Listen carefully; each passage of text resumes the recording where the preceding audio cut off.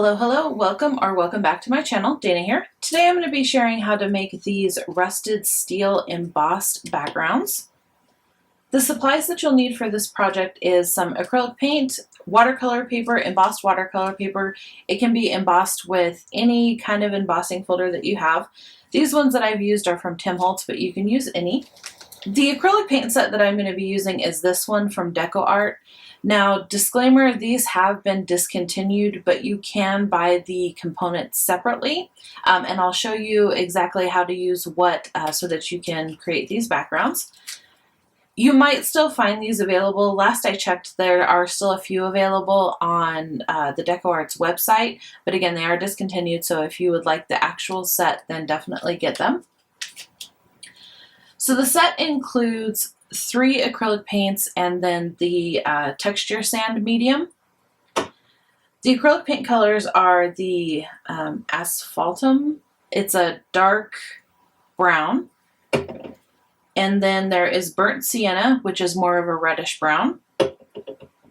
And then there's tin, which is the metallic color. This, if you don't have it and don't want to buy the set, you could very easily just grab silver and mix it with a little bit of black acrylic paint just to darken it up a little bit, and you'd have essentially this color. And then for the texture sand medium, this is how it comes in the set. So it comes in this bottle, but they also sell it in this tub. It's the exact same thing. Again, if you don't have these, don't want to get them, you could easily just mix some fine like floral sand in with some Elmer's glue and you'd get basically the same thing. To start off, you want to emboss some watercolor paper. This is just some textured watercolor paper that I got off of Amazon. It's a no brand name, just plain old watercolor paper. I like to use the cold press or textured watercolor paper just because it adds a little bit more texture to the final project. When I'm doing these, I like to create more than one, even if I only need one for a specific project. That way I have them and I only have to get out all the painting supplies once.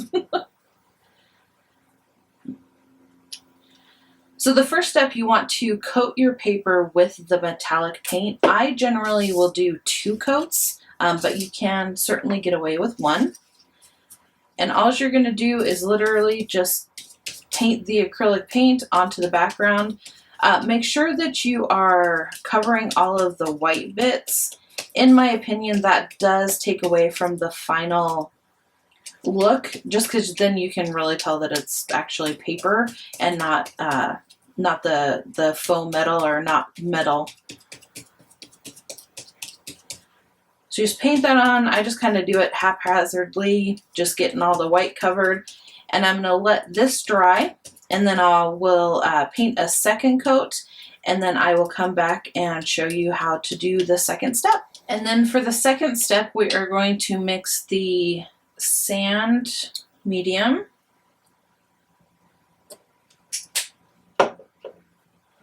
with your kind of reddish brown paint. Again, this one is burnt sienna. And I'm going to mix this in the palette just because the sound of the sand on the glass mat is not pleasant. And I just wanted to save y'all's ears.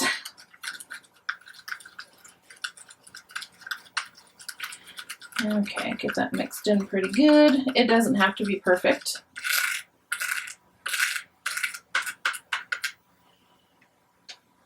And then to apply it, I'm going to use a natural sponge. You can use a kitchen sponge, a foam dauber, a paintbrush, whatever you have. If you're using a sponge, you want to make sure that the sponge is slightly damp. This way it's not just soaking up all of your acrylic paint and then not depositing any on your paper.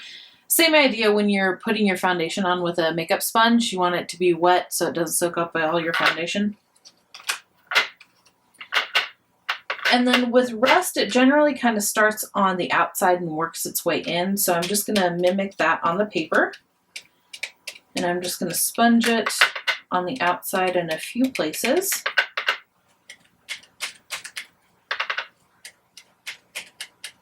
And then on this one, since it has the raised letters, I'm just going to add a little bit to some of the letters just to kind of make it look like the letters are rusting out a bit. That's some right there. Okay, like that. And then this one, I'm just gonna do some random spots around the edges. Maybe kind of through the center there a bit. And add some right there. And I want to do that corner a little bit. Maybe this one too. There we go. And then I'll do something similar on this one, on the edge. And then I'll kind of do this corner, maybe a bit right there. And then with this one, since it has that line there, I'm going to add just some along that line. So it kind of looks like it's starting to rust there. I don't like how linear that is. Let's go like that. Yeah, there we go. That one will be real rusty. So now I'm gonna let this dry. Clean out your sponge before it dries, otherwise your sponge is pretty much ruined. And I'll be back for the final step. Okay, so the rest is all dried off. So now it is time to darken this up and grunge it up a bit. So to do that, you're gonna take your dark brown paint, give it a good shake, and you're gonna mix this with water. Now you want there to be more water than paint, but not to the point where you can't see the color anymore. And then the brush I'm going to use, this is just a large stencil brush that I got from Michael's at some point in a pack. And I'm just going to mix in the paint and water. I can already tell that needs more water.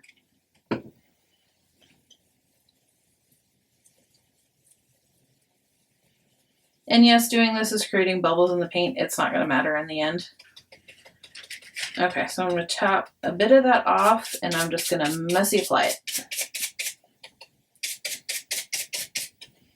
Now this may look crazy. You're thinking, Dana, you just covered up everything that you just did, but trust the process. It'll look great in the end. Okay, I'm going to set that aside just for a second. And add some to my other ones.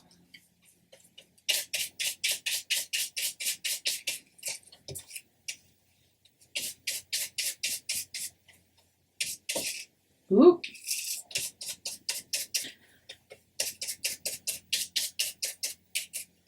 I need more paint.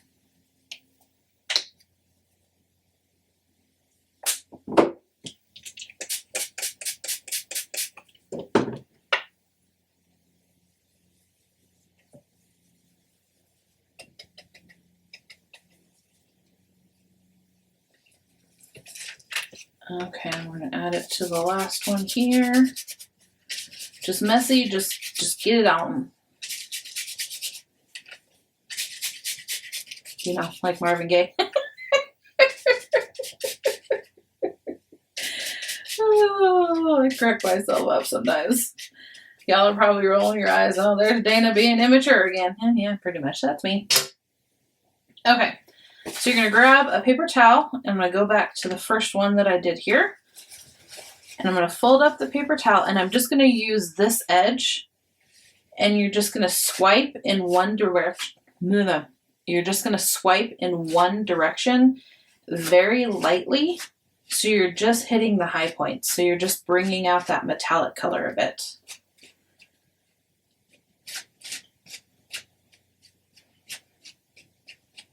And if you wipe off too much, add more. If there's a spot where it's too dark and you don't really like it, then just give it a good wipe. There we go, there's that one. And then this is the next one we did. And see, my fingers got on here. So I'm just gonna, there we go. I like to hold it where the rust is. I find that it doesn't show your fingerprints as much. And of course you could always have some sort of tool holding this down, but I don't know where mine are right now. Oh, here's my squeezers. We'll use the squeezers. There we go. That makes life a little easier. Okay, I like that. And then for the last one, just do the same thing. And see, you can just, you can start to see that metallic color, that metal color a bit more.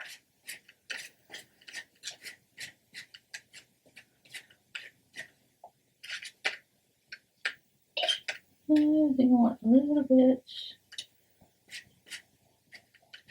Yeah, there we go. Okay, so I'm gonna let these dry and then I will come back and show you the final results. All right, everything is dry now and here is the final results. Definitely grungy, rusty, textured, just absolute yumminess. Now these will make great backgrounds for cards, or tear them up and put them in art journal pages, or whatever you want to do with them. You could even take die cuts and do this to them. It's so versatile. You could pretty much do this on anything. If you have little metal pieces that you want to make look rusty, absolutely you could do this. Since it's acrylic paint, it's going to stick to it. So yeah, thank you so much for joining me today. This is the first video in a 8 or 9 video series that I'll be doing on how to create metal looking backgrounds. So if you're not already, please do consider subscribing to the channel and hit that little notification bell so you get notified when I upload a new video. And as always, take some time to pamper your inner goddess, and I will see you in the next one.